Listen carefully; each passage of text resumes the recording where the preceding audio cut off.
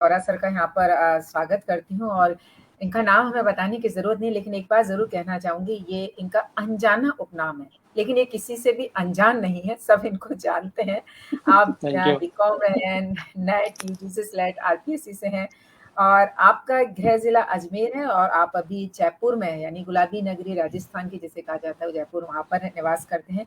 राजस्थान सरकार में आप सन 1994 से प्रशासनिक अधिकारी के रूप में काम कर रहे हैं। अतिरिक्त भू प्रबंध आयुक्त राजस्थान जयपुर के पद पर आप कार्यरत हैं। अब तक आपके 4 कविता संग्रह माँ से प्यारा नहीं, माटी हिंदुस्तान की, माँ बलिदानी पन्नाधाय और मन मेरा गुलमोहर हुआ प्रकाशित हो चुके हैं और हमारे लिए बहुत ही सौभाग्य की बात है आज टीकम बोरा अनजाना जी, लेकिन हमने कहा ना अनजान नहीं है ये हमारे लिए, उनका हम हमारे इस पटल पर स्वागत करते हैं, आपका अभिनंदन करते हैं सर।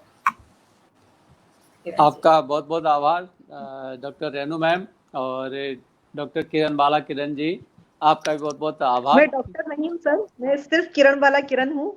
चलिए, हमारी दुआएं हैं कि आप जल्दी डॉक्टर भी हो जाए। आशीर्वाद। और हम आपका बहुत स्वागत अभिनंदन करते हैं माँ भारती कविता महायज्ञ के इस पटल पर। आप सभी का बहुत बहुत आभार और विशेष रूप से आभार मैजिक मैन साहब एन चंद्रा साहब का और इस कविताओं के महायज्ञ में हमें भी शरीक होने का जो मौका दिया है और उसके लिए मैं हृदय से कृतज्ञ हूँ कि इतने विशाल आयोजन में हरीश नवल साहब, आपका बहुत बहुत मैं आभारी हूँ। प्रबंध निदेशक की पूनम सागर जी और सह निदेशक के नीता जोशी मैम का भी मैं बहुत बहुत आभारी हूँ कि आपकी पूरी टीम ने मुझे आप सब लोगों के सानिध्य में आने का मौका दिया। अभी प्रेम में जन्मेजय साहब विदेश की बात कर रहे थे कि विदेश की धरती पर जब उन्होंने कदम रखा तो उन्हें अपने देश की याद आ गई। तो जब मैंने भी शहर के अंदर कदम रखा तो मुझे भी अपने गांव की याद आती है। मैं बात अपनी वहीं से शुरू करता हूँ। आपके जो डायरेक्शंस हैं, जो डिसिप्लिन है, उनका मैं अनुपालन करते हुए अपनी बात शुरू कर रहा हूँ। याद मेरे गांव की। बहुत स्वागत आदरणीय। विदेश में जाते हैं तो अपने देश की जो माटी होती है उसकी खुशबू हमें वहाँ पर महसूस होती है। 3 साल पहले विदेश में मुझे शिकागो जाने का मौका मिला और 11 सितंबर 1893 को जिस जगह पर स्वामी विवेकानंद जी ने अंतर्राष्ट्रीय धर्म संसद में अपना उद्बोधन दिया था, उसी जगह पर मुझे जाने का मौका मिला और सूरीनाम के उपराष्ट्रपति जी के कर कमलों से मेरी पुस्तक माटी हिंदुस्तान की, उसका लोकार्पण करने का भी मौका मिला। तो इसलिए मैं प्रेम जन्मेजय साहब की बात को आगे बढ़ाते हुए, वो वैश्विक स्तर की बात कर रहे हैं, मैं देशज की बात कर रहा हूँ, लेकिन शहर में आकर गांव की कैसे याद सताती है कि याद मुझे सताती है आज भी मेरे गांव की, याद मुझे सताती है आज भी मेरे गांव की, राह मुझे बुलाती है आज भी मेरे गांव की, राह मुझे बुलाती है आज भी मेरे गांव की।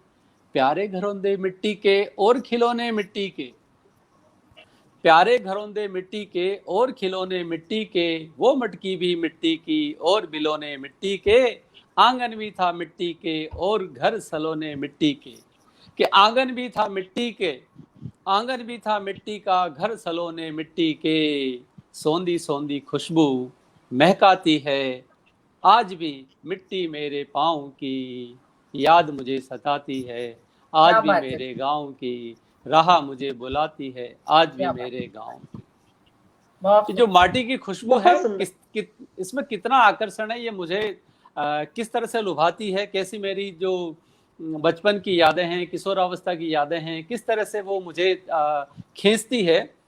वो सतोलिया कबड्डी गिल्ली डंडे का खेल, कोई क्रिकेट नहीं था, वो सतोलिया कबड्डी गिल्ली डंडे का खेल, बाजरे की रोटी ऊपर गुड़ घानी का तेल। बाजरे की रोटी खाते थे। मैं अजमेर पुष्कर के पास का रहने वाला हूँ, तो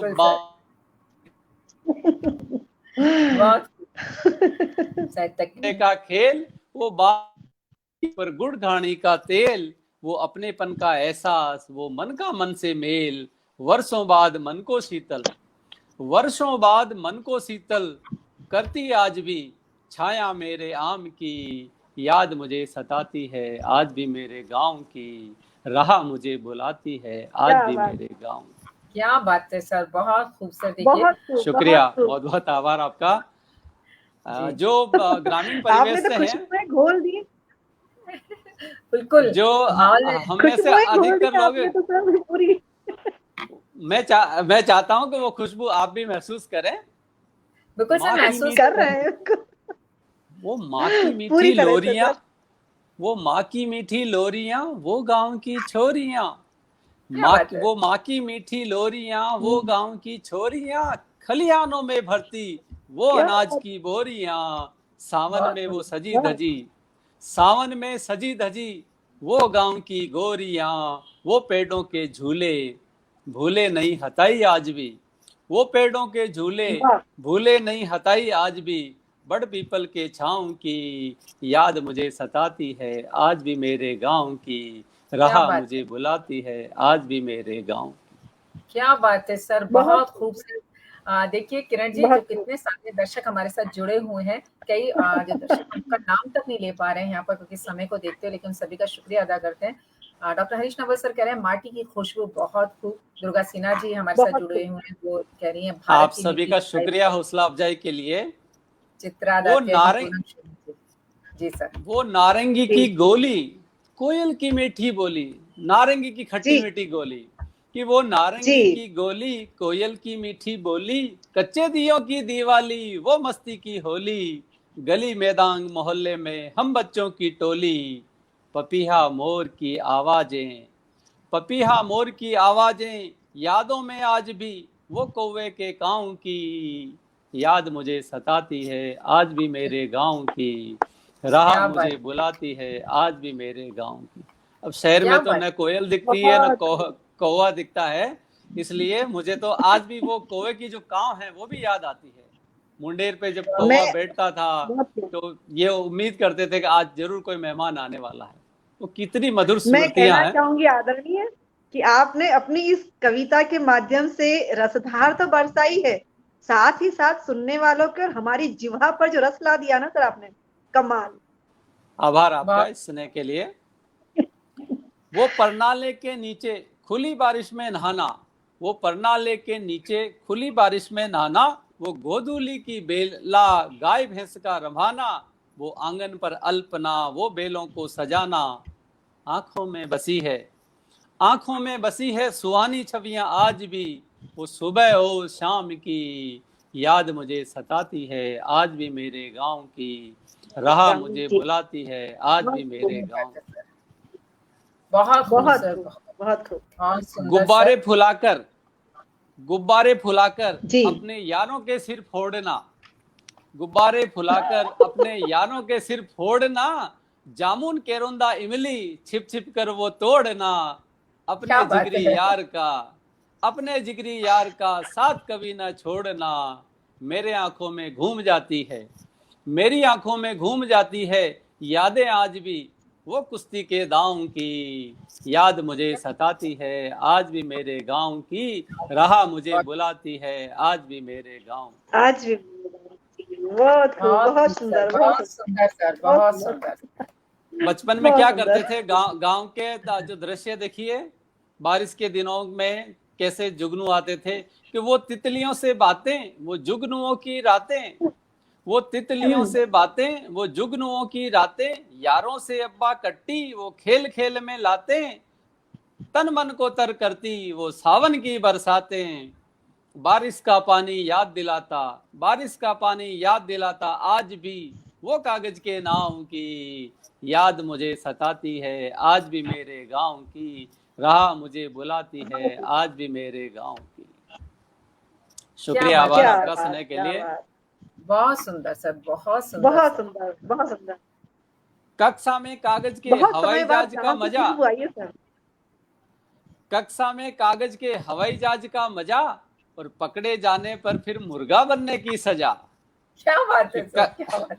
कक्षा में कागज के हवाई जहाज का मजा, पकड़े जाने पर फिर मुर्गा बनने की सजा, पिताजी की डांट उनकी रजा में अपनी रजा, माँ का वो दुलार ताजा है घड़ियां आज भी, अपने पिता के ताव की याद मुझे सताती है आज भी मेरे गांव की, राह मुझे बुलाती है बहुत आज भी खूब, मेरे गांव। बहुत मुझे खूबसूरत। उम्मीद है आप बहुत सबको अपना सुंदर, बहुत बचपन याद आ बहुत रहा होगा।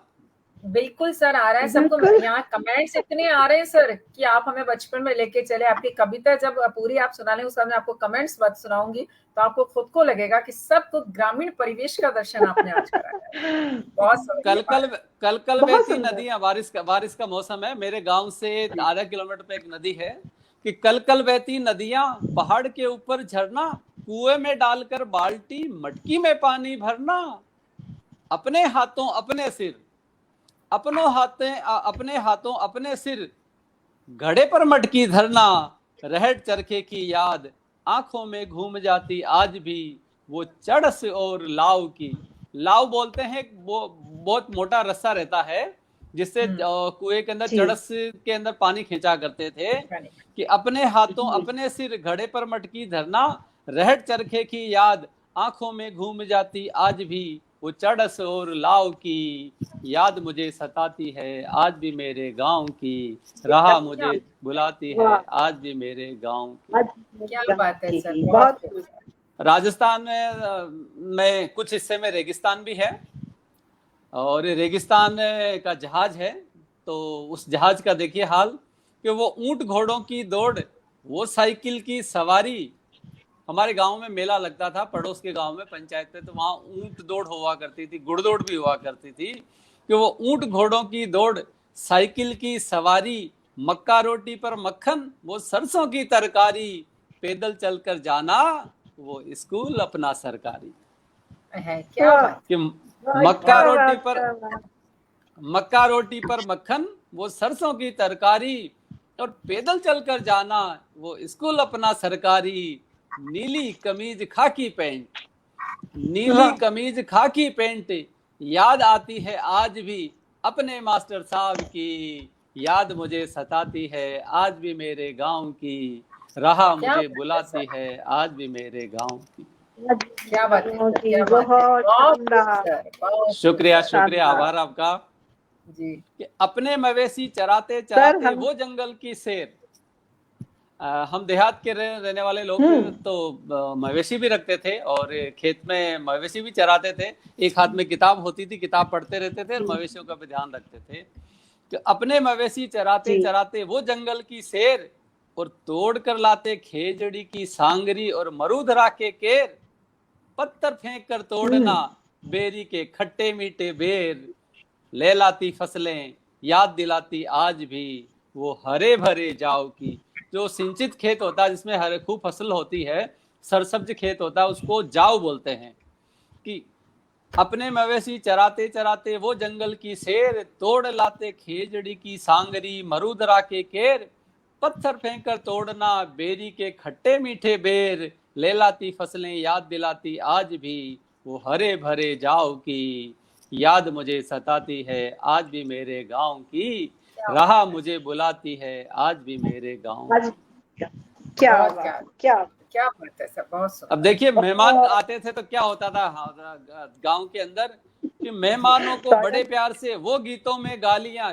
जब भी मेहमान आते थे तो मोहल्ले की जो महिलाएं होती थी उनको बुलाते थे और बड़े प्यार से गीतों के अंदर आदर सम्मान रखते हुए उनको गालियां बोली जाती थी, बड़ी अदब के साथ। देखिए जोधपुर के अंदर आज भी किसी के प्रति नाराजगी अगर व्यक्त की जाती है तो बहुत अदब के साथ की जाती है। जैसे बिल्कुल एक जो सीधा शब्द कहा जाता है वो उसको नहीं कहा जाता। जैसे मैं मेरे दोस्त की शादी के अंदर गया था, तो ये बात है कुछ 30 साल पहले की, तो मस्ती कर रहे थे, तो उनके जो मेरे दोस्त की जो सास थी वो उन्होंने क्या कहा, आप नीचे पधार जाओ, नी तो हैंग का हैंग जरबा माता पे बिराजेला। देखिए कितना प्यार और सम्मान के साथ है। उसको अगर खड़ी भाषा में बोले कि आप सब नीचे आ जाइए वरना ये सारे जूते सर पे पड़ेंगे, अब ये कैसे कहा जा सकता है? बिल्कुल। जूते सर पे पड़ेंगे ये तो बहुत अपशब्द हो गया, चुभने हाँ वाली बात होगी। लेकिन के हैंग का हैंग जो जरबा माता पे बिराजेला, कितने अदब के साथ गाली दिया। तो ऐसे ही बहुत अदब के साथ गालियां दी जाती थी कि मेहमानों को बड़े प्यार से वो गीतों में गालियां कर मस्करी छेड़ती, वो जीजा की सालियां चरिया लोटे पीतल के वो कांसे की थालियां। आज तो नई पीढ़ी में तो कांसा जानते ही नहीं है। जानते ब्रॉन्ज नहीं है, ब्रॉन्ज सही वो बात है। ब्रॉन्ज मेडल जरूर समझते हैं, लेकिन कांसे हाँ, के बर्तन, कांसे का कटोरा, कांसे की थाली क्या होती है नई पीढ़ी नहीं जानती है। बिल्कुल सर। हमारे घर में तो आज भी कांसे की थाली है, पूजन पाठ करते हैं तब भी उसको काम में लेते हैं, और बच्चे को उसमें अक्सर खाना खिलाते भी है उसकी मम्मी, कि मेहमानों को बड़े प्यार बहुत से वो गीतों में गालियां कर मस्करी छेड़ती, वो जीजा की सालियां चरिया लोटे पीतल के, वो कांसे की थालियां, ताजा है खुशबू, ताजा है खुशबू स्वाद, और याद आज भी वो चूरमे के थाल की, क्या याद बात है मुझे सर, क्या सताती है बात है। आज भी मेरे गांव बिल्कुल, की, राह बिल्कुल। मुझे बुलाती है आज भी मेरे गांव की। क्या बात है सर, बहुत क्या तो ये सुंदर। ये कविता है जो मुझे अपने गांव की याद दिलाती है। जैसे प्रेम जन्मेजय साहब को विदेश की धरती पे, ट्रिनिडाड की धरती पे भारत याद आता है, हिंदुस्तान याद आता है, वैसे ही आज जयपुर में भी मुझे ये गांव की याद आती है। और अभी बारिश के दिनों में जब मैं मॉर्निंग वॉक से लौट रहा था, भीग गया था, उस दौरान मुझे वो सारी भीगते हुए सारे भाव नजर आए, महसूस हुए, और वो मैंने कुछ शब्दों में ढालने की कोशिश की थी। बहुत खूब सर। और सर सभी ने एक बात कही यहाँ पर, किरण जी, मैं यहाँ पर जब मैसेज पढ़ रही हूँ संदेश सबके, कि रेणु आप जी, सबको आपने गाँव की याद दिला दी। जो कहते हैं ना शहर में आने का, गाँव से कट गए थे। आज के बच्चे जानते ही नहीं है गाँव है क्या चीज़। आपने जिन शब्दों का प्रयोग किया वो शब्द भी बच्चे नहीं जानते हैं। बारिश में भीगना बच्चे नहीं जानते हैं, नाव बना के चलाना बच्चे नहीं जानते हैं। वो सारी चीज़ें आपने यहाँ पे ली हैं। पूनम शर्मा जी हमारे साथ जुड़े हुए हैं, दुर्गा सिन्हा जी हैं, सुलेखा मिश्रा जी हमारे साथ हैं, प्रेम बिहारी मिश्रा जी हैं, रविंद्र श्रीवास्तव जी हैं, सत्येंद्र मीना जी हमारे साथ यहाँ पर जुड़े हुए हैं, डॉक्टर ज्योति पुंज जी हमारे साथ जुड़े हुए हैं बराबर, सतीश अकेला जी जुड़े हुए हैं, रेखा शर्मा जी जुड़ी हुई हैं सर, और प्रशांत दातिया जी जुड़े हुए हैं, सतपाल सिंह जी हैं, और सभी ने बहुत सुंदर कि आपने इतना खूबसूरत चित्रण यहाँ पर हमें दिखाया। और जिनके नाम यहाँ पर हैग हैं, मैं उन सभी से माफी चाहती हूँ, क्योंकि हमें टीकम सर को सुनना है, इसलिए मैं सबके नाम बहुत नहीं बहुत लेकर। आभार आपका, इतना सारा आपने प्यार जो उड़ेला है उसके लिए मैं अरे कृतज्ञ हूँ। और मुझे रेणु बहुत जी, अच्छा लगा बहुत कि पूरी तरीके से देखिए ना, आदरणीय जी अंजना साहब ने कितने खूब तरीके से, मतलब देशी कविता को देशीपन के साथ प्रस्तुत किया, देशी हाँ, शब्द, सच में, मतलब मैं ये बिल्कुल। कहूंगी कि खुशबूदार कविता थी सर आपकी, और माटी रसदार कविता थी शुक्रिया आपकी। आभार आपका। गांव तक ठेठ, गांवों तक ठेठ ठेठ ले गई हमें। और एक बात बहुत अच्छी लगी मुझे, सरकारी स्कूल की हाँ, जो खुशबू होती है सर, वाकई हाँ। वो सरकारी स्कूल की खुशबू जो हमारी रगों में रमी हुई है सर, वाकई बहुत खूब, बहुत खूब। किरण आज जी, आज भी आप पाएंगे कि महत्वपूर्ण पदों पर, महत्वपूर्ण पोजीशंस पे जो लोग बैठे हैं, जी, उनमें से 90% लोगों का बैकग्राउंड देखेंगे वो सब सरकारी स्कूल के प्रोडक्ट हैं। बिल्कुल बिल्कुल सही सही फरमाया आदरणीय आपने, बिल्कुल सही क्योंकि फरमाया। सरकारी स्कूल में जो व्यक्ति जाता है वो संघर्ष करके आगे बढ़ता है। जी, जो बिल्कुल सर। दूसरी कॉन्वेंट स्कूल्स हैं तो वहां पर जो समृद्ध, जो कैपेबल लोग होते हैं वो अपने बच्चों को पढ़ाते हैं, मैं उनकी बुराई नहीं कर रहा हूं, लेकिन कंपैरेटिवली बताता हूं कि सरकारी स्कूल में संघर्षशील जो परिवार होगा उसका बच्चा पढ़ेगा। तो इसलिए वो जो संघर्ष होता है वो उसके जीवन को भी दिशा देता है, ऐसा मेरा मानना है।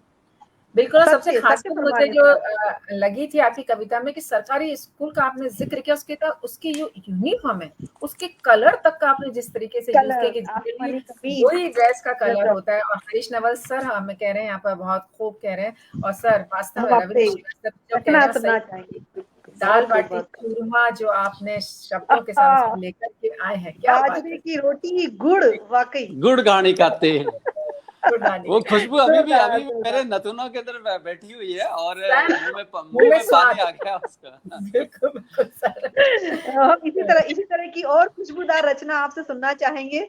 बिल्कुल चलिए मैं आदरणीय अंजना साहब। आपको एक पसीने की खुशबू की रचना सुनाता हूँ। मेरे पिताजी स्वागत। किसान रहे हैं, अब वो शरीर से तो नहीं है लेकिन मेरे भीतर आज भी वो है, मेरी माँ भी मेरे भीतर है। तो ये जो भाव दिए हैं, ये जो विचार मिले हैं, निश्चित रूप से परिवार से मिले हैं। तो एक ही श्रमशील जो व्यक्ति होता है, मेशनरी का काम भी किया करते हैं। जब खेती नहीं होती थी बारिश के दिनों में तो खेती हो जाती, लेकिन बाकी का जो समय होता था उसमें वो छोटा मोटा मेशनरी का काम करते थे। अब मेशनरी के काम करके मुझे उन्होंने इस पोजीशन पे पहुंचाया, तो क्या माहौल था। और मैं कैसे पहुंचा हूं और आज भी क्या मैं उन चीजों को जो उनका जिक्र कर रहा हूं तो क्यों, किस भाव से कर रहा हूं, वो एक रचना है अतीत की पूंजी। कि पिछली बार जब दिवाली आई थी तो हमें घर की करनी सफाई थी। आप और हम सभी दीपावली के ऊपर 15 दिन पहले, महीने भर पहले से लग जाते हैं, रंग रोगन कराना है, साफ सफाई कराना है, तो सब चीजों को अपन देखते हैं। तो ऐसे ही मैं एक गांव गया था, तो गांव की बात है कि पिछली बार जब दिवाली आई थी तो हमें बंद घर की करनी सफाई थी, 100 वर्षों से बंद पड़ी भुखारी हमने खुलवाई थी। जो स्टोर होता है उसको हमारे गांव में भुखारी, भकारी इस तरह से बोलते हैं। तो वो काफी अरसे से बंद था, तो वर्षों से बंद पड़ी भुखारी हमने खुलवाई थी। तभी एक कबाड़ी वाले ने आवाज लगाई, मेरी बिटिया उसे घर के अंदर ले आई। भुखारी से निकली पुरानी चीजें ढेर सारी, भुखारी से जयश्री दीदी प्रणाम आपको। भुखारी से निकली पुरानी चीजें ढेर सारी और उन्हीं में से निकले छेना, छेनी, हथौड़ा, करनी, साहुल, कुदाल, फावड़ा और तगारी। क्या बात है। देखिए भुखारी से क्या चीजें निकलती है कि तभी एक कबाड़ी वाले ने आवाज लगाई, मेरी बिटिया उसे घर के अंदर ले आई। भुखारी से निकली पुरानी चीजें ढेर सारी, उन्हीं में से निकली छेनी, हथौड़ा, करनी, साहुल, कुदाल, फावड़ा और तगारी। मगर इन्हें नहीं बेचने पर मैं अड़ गया और इधर मेरा बेटा इन्हें बेचने के पीछे पड़ गया। ये देखकर कबाड़ी वाला भी हैरत में पड़ गया, बोला बेच दो साहब, अब आपका इनसे क्या है काम। बोला बेच दो साहब, अब आपका इनसे क्या है काम। अब अगर इनका कम है दाम तो थोड़ा बढ़ा देता हूं दाम। कबाड़ी वाले से भी ये मानव प्रवृत्ति है, हम कितने ही समृद्ध हो जाएं, कितने भी वेल ऑफ हो जाएं, लेकिन कबाड़ी वाले से भी बार्गेनिंग करते हैं। अखबार क्या भाव लेगा कि साहब मैं 12 रुपए किलो, अरे भाई 15 रुपए किलो मिल। अब देखिए वो क्यों कबाड़ी वाला, हम उसकी आर्थिक स्थिति पर नहीं सोचते। हम एक दान के नाम पे बहुत सारे दिखावे करते हैं, ढोंग करते हैं, लेकिन एक जो मेहनत का आदमी है जिसको हम ये मन में मान लें कि मान लिए 15 रुपए किलो का भाव है, लेकिन यदि 3 रुपए उस मेहनत कश को अगर हम दे दें तो सही मायने में उसके परिवार की मदद हो जाएगी। लेकिन ये भाव नहीं आता है, हम सब लोग उसका भी मोल भाव करते हैं। तो कबाड़ी यह देखकर कबाड़ी वाला भी हैरत में पड़ गया, बोला बेच दो साहब, अब आपका इनसे क्या है काम, भाव कम है तो थोड़ा बढ़ा देता हूं दाम। लोग कबाड़ निकाल देते हैं त्योहारों पर और आप जान अटकाए बैठे हैं जंग खाए औजारों पर। क्या बात है, क्या बात है। आप जान अटकाए बैठे हो इन जंग खाए औजारों पर। मैंने कहा कबाड़ी वाले भाई, तुम्हारी नजर में ये जो कबाड़ का सामान है, मगर मेरी नजर में इनका बड़ा मान है। ये छेनी सिर्फ औजार नहीं है, ये छेनी सिर्फ औजार नहीं है और मेरे लिए ये आज भी बेकार नहीं है। इससे गढ़ा गया है पत्थर मुझ जैसा। क्या बात है। इससे गढ़ा गया है पत्थर मुझ जैसा।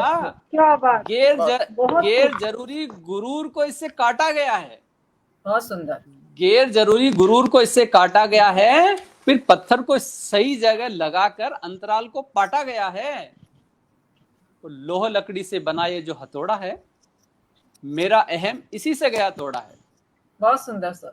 लोह लकड़ी से बना ये जो हथौड़ा है, मेरा अहम इसी से गया तोड़ा है। स्वाभिमान के चूने से फिर टुकड़ों को गया जोड़ा है और बेकाबू होता जब भी मन का घोड़ा है, संयम की लगाम को खींचा जाता थोड़ा है और जैसे चलते चाबुक और कोड़ा है वैसे ही चलता रहा हथौड़ा है। क्या बात है, बहुत सुंदर। वाह, क्या बात, बहुत सुंदर। देखिए मेहनत कश परिवार के में भी जो चीजें होती है उनको कैसे जिया जा सकता है। करनी है इस छोटे से औजार का नाम, मगर इसका छोटा नहीं है काम। आजकल तो सीमेंट है, पहले चूना हुआ करता था, उससे लेकर के दीवार को दो पत्थरों के बीच में वो मसाला लगाया जाता है सीमेंट का, गारे का और पहले चूने का। कि करनी है इस छोटे से औजार का नाम, मगर छोटा नहीं है इसका काम। ईंट और पत्थर के बीच ये चूना लगाती है, ये करनी आपस में मेल मिलाप कराती है और जीवन का जरूरी सबक सिखाती है। क्या बात, बहुत खूब। कि करनी आपस में मेल मिलाप कराती है, जीवन का जरूरी सबक सिखाती है और सीधे चलने का सबक सिखाता है साहुल सूत। दीवार को अगर सीधी है या नहीं उसका साहुल सूत्र होता है। एक लोहे का नीचे शंकु आकार का लटका हुआ एक आइटम होता है और उसके धागा बंधा हुआ रहता है और एक पत्ती होती है जिसके बीच में से धागा जाता है। उसको दीवार के सारे लगा कर देखते हैं कि दीवार सीधी है कि नहीं, कहीं गैप तो नहीं हो रहा है इसके अंदर, तो उसको साहुल सूत्र बोलते हैं। कि सीधे चलने का सबक सिखाता है साहुल सूत्र, यही तजुर्बा बांट गए मेरे दादा के सपूत। क्या बात। सीधे चलने का सबक सिखाता है साहुल सूत, यही तजुर्बा बांट गए मुझे मेरे दादा के सपूत। ये जो चूना लगी पुरानी तगारी है इसका कर्ज मुझ पर भारी है। ये जो चूना लगी पुरानी तगारी है इसका कर्ज मुझ पर भारी है। माँ ने इसे सिर पर उठाया था, इससे डाला था चूना रोड़ी और रेत, इस कुदाल और फावड़े से माँ खोदा करती थी खेत। क्या बात। वाह क्या बात। इनसे माँ खोदा करती थी खेत, बहुत सुंदर। इन्हीं से गड्ढा खोद कर माँ ने लगाया था नन्ना पौधा मुझ जैसा। इन्हीं से गड्ढा खोद कर माँ ने लगाया था नन्ना पौधा मुझ जैसा, जो आज बड़ा वृक्ष बन गया, टीकम से वो अनजाना शख्स बन गया। क्या बात है सर, बहुत सुंदर सर, बहुत सुंदर सर, बहुत सुंदर। इन्हीं से गड्ढा खोद कर माँ ने लगाया था नन्ना पौधा मुझ जैसा, जो आज बड़ा वृक्ष बन गया, टीकम से वो अनजाना शख्स बन गया। छेनी हथौड़ा करनी साहुल कुदाल फावड़ा और तगारी, इनसे यादें जुड़ी है मेरी ढेर सारी, इनसे खुशबू आती है मेरे माता पिता के पसीने की। क्या बात। इनसे खुशबू आती है मेरे माता पिता के पसीने की, ये गर्व भरी सौगात है मेरे चौड़े सीने की। ये हकीकत है नहीं बनावटी किस्से हैं, ये मेरी जिंदगी के आज भी हिस्से हैं। ये औजार नहीं मेहनत की पूंजी है, मेरे माता पिता के अतीत की पूंजी है। और इन्हीं से मेरे माता पिता ने की थी कमाई, बड़ी शिद्दत से जोड़ी थी उन्होंने पाई पाई, फिर उसी से कराई उन्होंने मेरी पढ़ाई लिखाई। मेरी कामयाबी जो सबको आज देती है दिखाई, वो मैंने इन्हीं की वजह से है पाई। और तुम इन्हें बेचने की कहते हो भाई। क्या बात है सर, बहुत सुंदर सर, बहुत खूब। मेरी कामयाबी जो सबको देती है दिखाई, वो मैंने इन्हीं की वजह से पाई, और तुम इन्हें बेचने की कहते हो कबाड़ी वाले भाई। सुनो, ये जो बातें मैंने बताई है ये मिथक नहीं, मेरे जीवन की सच्चाई है। इन्हीं से मेरे जीवन की तामीर हुई है, माता पिता की मेहनत से मेरी जिंदगी आमीर हुई है। ये मेरी खुशियों का आधार है, इसलिए मुझे आज भी इनसे प्यार है। मेरी जो शोहरत और दौलत है वह सब इन्हीं की बदौलत है। जब भी मैं इन्हें देखता हूँ मैं अपने अतीत में खो जाता हूँ। जब भी मैं इन्हें देखता हूँ अपने अतीत में खो जाता हूँ। अपने माता पिता की याद में मैं भाव विभोर हो जाता हूँ। मन में श्रद्धा लिए नम आंखों से रो जाता हूँ। इनको देखकर मेरा दिल भर आता है। इनमें मेरी माँ और मेरे पिता का मुझे आज भी अक्स नजर आता है। मुझे आज भी अक्स नजर आता है। क्या बात है सर, बहुत सुंदर। किस तरीके से आपने, कहते हैं ना कि हमारे माता पिता कितनी मुश्किलों का सामना करके हमें इस लायक बनाते हैं, लेकिन विडम्बना आज कि हम अपने माता पिता को ही भूल गए। उसको लेते हुए आपने कितनी खूबसूरत कविता यहाँ पर सुनाई है। देखिए, सुलेखा मिश्रा जी कह रही हैं लाजवाब, दुर्गा सिन्हा जी बेहतरीन, जयश्री जी हमारे साथ जुड़ी हुई हैं, वो भी कह रही हैं उम्दा, डॉक्टर ज्योति पुंज सर हमारे साथ जुड़े हुए हैं, वे कह रहे हैं अनजाना जी आप बीती प्रेरणादायक। बहुत खूबसूरत सर आपने यहाँ पे सुनाया है। ये दुर्गा सिन्हा जी हैं, काफी लोग हमारे साथ जुड़े हुए हैं और सभी इस चीज का जिक्र कर रहे हैं कि बहुत ही खूबसूरत कविता है। किरण जी, चाहे हम गांव की माटी की बात करें जी, चाहे मैं देशज आदमी हूँ, आज भी उस मिट्टी से अछूता नहीं हूँ और उसको उनके भावों को जीता हूँ। मुझे नहीं मालूम कविता क्या होती है, बस मेरे भीतर जो भाव आते हैं मैं उसे उकेर देता हूँ। विशेषज्ञ लोग उसे कविता माने अच्छी बात है, नहीं माने तो बहुत ही अच्छी बात है, लेकिन मैं अपनी बात अवश्य रखता हूँ। आदरणीय अंजना साहब, आपकी रचनाएं बिल्कुल जमीन से जुड़ी हुई हैं। आपने पिता के संघर्ष की खुशबू कविता में व्यक्त की है, मैं ये कहना चाहूंगी। और आपकी कविता वाकई यही कविता है सर। हृदय मन जब अपनी बातों को सहज और सरल भाव से व्यक्त कर दे, बस यही कविता है। तो और पिता का जो संघर्ष रहा सर, उस समय हो सकता है उन्होंने वो सारी आपकी छेनी, आपकी कुदाली वो जो आपने बता रहे थे, वो मापने वाला यंत्र, सारी चीजें, हथौड़ी, वो सब कविता है। प्रणाम आपकी सृजनधर्मिता को, विलक्षण आपको, दृष्टिकोण था। आप सभी को प्रणाम हौसला अफजाई के लिए, और मेरी भावनाओं को आपने इतना सम्मान दिया, इतना प्रेम दिया, इसलिए मैं कृतज्ञ हूँ। माता पिता की बदौलत ही है हम आज। एक वाकया है कि मैं पुष्कर किसी सरकारी कार्यक्रम में गया था, तो हम लोग अजमेर से खाना खा के गए थे। तो पुष्कर से 8 किलोमीटर दूरी पे मेरा गांव है, तो माँ से मिलने का एक अच्छा संयोग था, तो मैं गांव चला गया। गांव गया शाम के 4 बजे के करीब, तो हम 2 बजे खाना खा के गए थे। तो 5 बजे के करीब माँ वहाँ पर रोटी बनाने लगी, तो मुझे कहने लगी, बोले बेटा रोटी खा ले। मैंने कहा माँ मैं तो अभी तो रोटी 2 बजे खा के आया हूँ। बोले नहीं नहीं बेटा, एक रोटी खा ले मैं यार। तो मैंने एक रोटी खा ली। अब मैंने एक रोटी खा कर मैंने कहा ठीक है। तो बोले नहीं एक और खा ले। तब मेरे भीतर उसी समय जो भाव उमड़े, वो भाव बता रहा हूँ, कविता भले नहीं हो ये, कि रोटी अगर एक मांगू तो वह मुझे 2 देती है। रोटी अगर एक मांगू तो वह मुझे 2 देती है। चोट अगर मुझे लगे तो माँ मेरी रो देती है। रोटी अगर एक मांगू तो वह मुझे 2 देती है। क्या बात आदरणीय, हमें बहुत खूब याद है। हम चाहेंगे कि आप अपनी माँ, जो आपका काव्य संग्रह है, उससे हमें कुछ सुनाइए। आपकी माँ काव्य संग्रह का ज्योति पुंजी हमारे साथ में है, और कह रहे हैं कि आदरणीय ज्योति पुंजी की उदयपुर में जो आपका माँ काव्य संग्रह का जो लोकार्पण हुआ था, वो सबको अभी तक जी बिल्कुल बिल्कुल बिल्कुल, और हम चाहेंगे उससे आप अपनी कोई रचना सुनाइए। बिल्कुल बिल्कुल, कि रोटी अगर एक मांगू तो वह मुझे 2 देती है। चोट अगर मुझे लगे तो माँ मेरी रो देती है।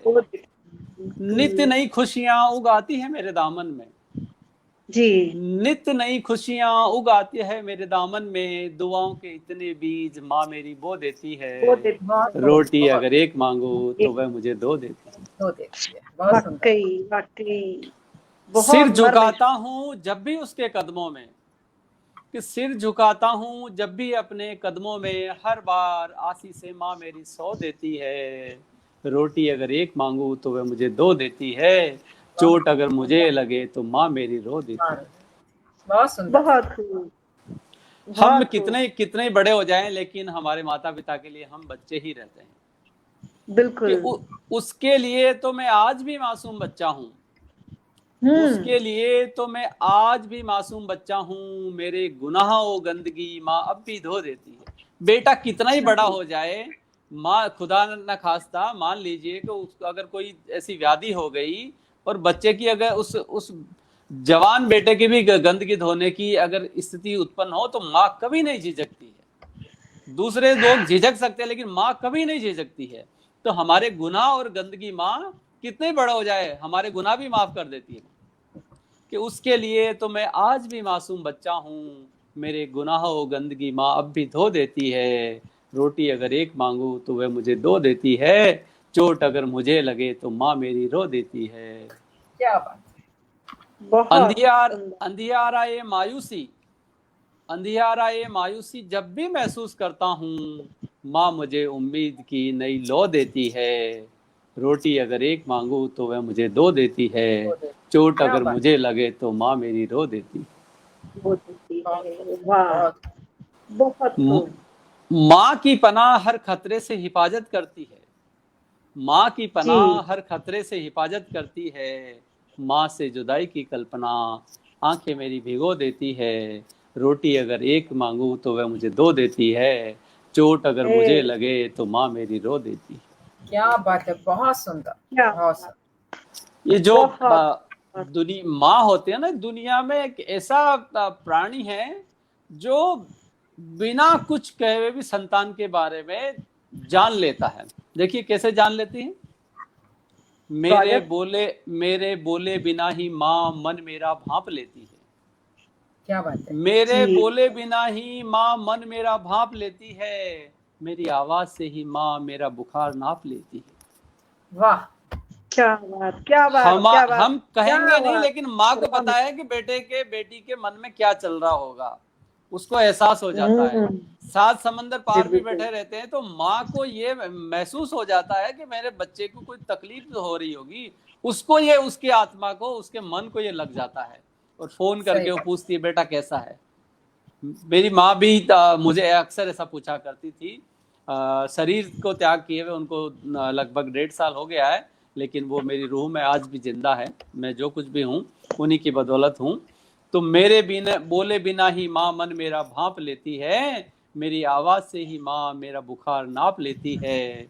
बिन मांगे ही मन चाहा माँ मुझे अपने आप देती है, और डर जाता हूँ जब भी मैं माँ सीने का ताप देती है, मेरी आवाज से ही माँ मेरा बुखार माप लेती है। बहुत खूब सर, बहुत खूब, बहुत खूब। माँ रूठ जाएगी तो क्या कहे, जब छोटे थे तो जब हम लोग रूठ जाते थे या कोई नटखटपन कर लेते थे तो कहते आज तेरे को रोटी नहीं मिलेगी। कि रूठने पर भी माँ मुझको रोटी चुपचाप देती है। वो कहे रोटी नहीं मिलेगी आज, लेकिन वही चुपचाप से थाली ला के, पिता अगर डांटे आज इसको रोटी नहीं देनी, इसको भाई रोटी 2 घंटे बाद देनी, लेकिन माँ वो थाली में खाना परोस के ला करके चुपचाप दे देती। कि रूठने पर भी माँ मुझको रोटी चुपचाप देती है, मेरी सलामती के वास्ते माँ खुद को संताप देती है, मेरी हर गलती पर माँ खुद पर पश्चाताप लेती है, मेरे हर गुनाह को माँ खुद पर निष्पाप लेती है, बिन बोले ही माँ मन मेरा भांप लेती है, मेरी आवाज से ही मेरा बुखार नाप लेती है। तो ये आपकी और हम सब की जो माएँ हैं ना, ये बिल्कुल ऐसी ही है। बड़ा अद्भुत जीव है माँ, बिल्कुल। और उनका कोई साम्य नहीं हो सकता। सर कहते हैं कि माँ सिर्फ एक शब्द नहीं है, बल्कि हमारे एहसास हैं उसके साथ जुड़े हुए। माँ जो हमारी रूह में उतरती है। और सब देखिए सर, डॉक्टर प्रेम जन्मेजय सर जुड़े हुए हैं, वो भी लिख रहे हैं माँ संवेदनशील काव्य अभिव्यक्ति। सुलेखा जी लिख रहे हैं तो कितनी अच्छी, तो कितनी भोली प्यारी है वो माँ, बिल्कुल।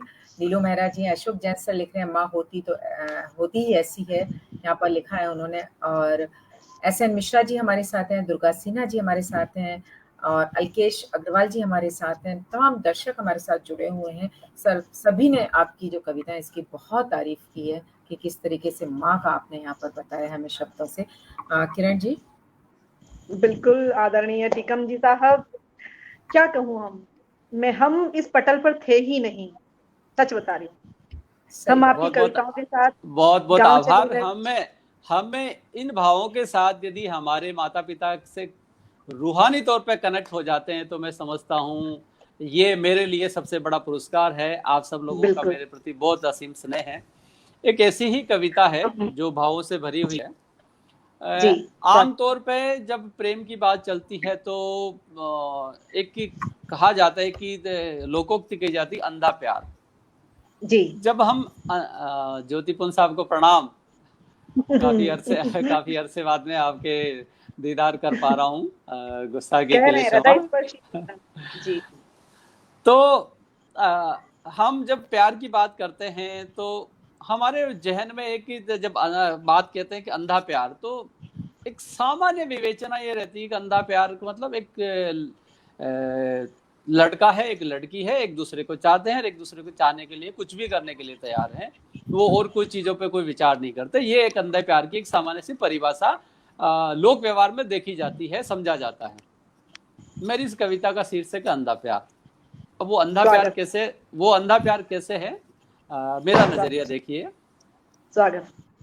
कि हमारे वजूद का जब माँ को हुआ एहसास था जी, हमारे वजूद का जब माँ को हुआ एहसास था, माँ के लिए वो दिन वो पल बहुत खास है। दुनिया की सारी माँओं को मैं उनके श्री चरणों में उनको मैं अर्पित करता हूँ।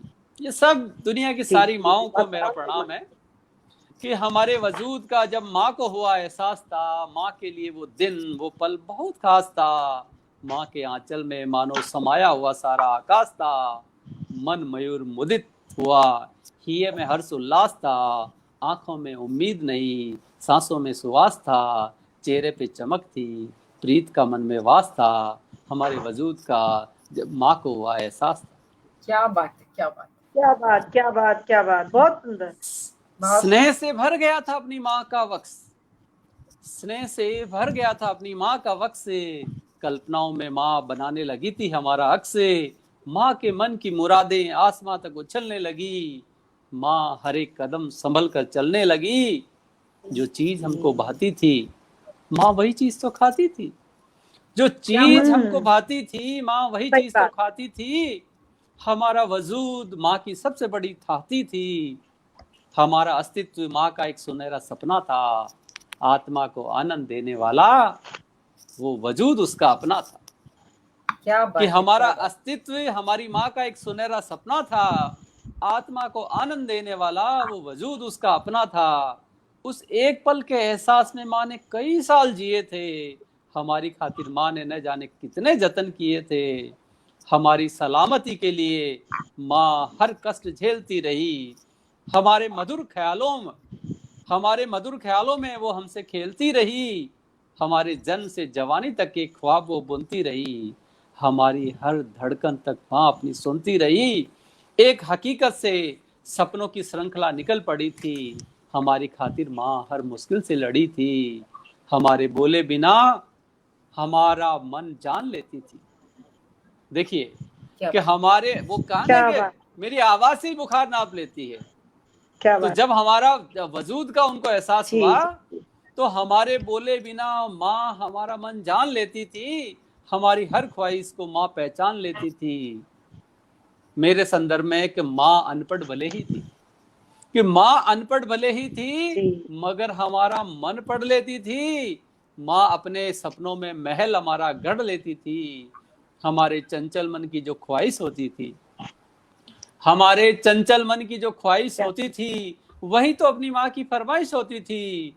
खुशी खुशी सह लेती थी हमारी लातें, खुशी खुशी सह लेती थी माँ हमारी लातें, और लातें खाकर भी वो करती थी हमसे प्यार भरी बातें। माँ ने नहीं देखा था हमारा रंग रूप आकार, माँ ने नहीं देखा था हमारा रंग रूप आकार, हमारे वजूद को माँ ने कर लिया था स्वीकार, और बिन देखे ही माँ हमसे करने लगी थी दुलार। इसी को कहते हैं अंधा होता है प्यार। क्या बात है सर, क्या बात, बहुत खूब आदरणीय अंजना साहब। माँ ने नहीं देखा था हमारा रंग रूप आकार, हमारे वजूद को माँ ने कर लिया था स्वीकार, बिन देखे ही माँ हमसे करने लगी थी दुलार। इसी को कहते हैं अंधा होता है प्यार। माँ के प्यार में रंग रूप का आकर्षण नहीं होता है, माँ के प्यार में रंग रूप का आकर्षण नहीं होता है, माँ के प्यार का कोई कारण नहीं होता है। हर माँ का अंधा होता है प्यार, अपनी माँ का सच्चा होता है प्यार, अपनी माँ का सच्चा होता है। क्या बात है सर, बहुत खूब सर। किरण जी, यहाँ पर एक मैसेज आया है कि राष्ट्रीय पुरस्कार के लिए आपको बधाई। तो ये सर अंजना सर आपके लिए है मैसेज, हमारे सबकी तरफ से भी आपको बधाई। बहुत बहुत आभार। अभी विगत दिनों ही दिल्ली में आप सबके आशीर्वाद से, आप सबके स्नेह से छोटा मोटा जो लिख लेते हैं उसके लिए हौसला अफजाई की गई। मेरी भी राष्ट्रीय गौरव सम्मान से दिल्ली में नवाजा गया था आदरणीय केंद्रीय मंत्री फग्गन सिंह कुलस्ते साहब के कर कमलों से कॉन्स्टिट्यूशनल क्लब नई दिल्ली में। तो ये सब आप सब लोगों का आशीर्वाद है, आप शुभ चिंतकों की शुभकामनाएं हैं।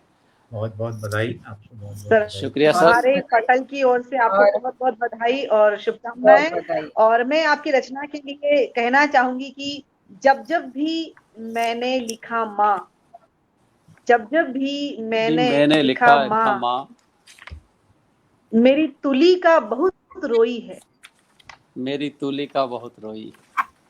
क्या बात है सर, क्या बात है। शब्द कम पड़ गए माँ के लिए। कहते हैं कि विधाता ईश्वर सब जगह नहीं हो सकता, इसलिए उन्होंने माँ को बनाया। बिल्कुल आपने सही कहा कि माँ को इसलिए बनाया। नीचे जमी है ऊपर आसमां है, नीचे जमी है ऊपर आसमां है, मगर इनसे भी बड़ी माँ है, मगर इनसे भी बड़ी माँ है। बहुत।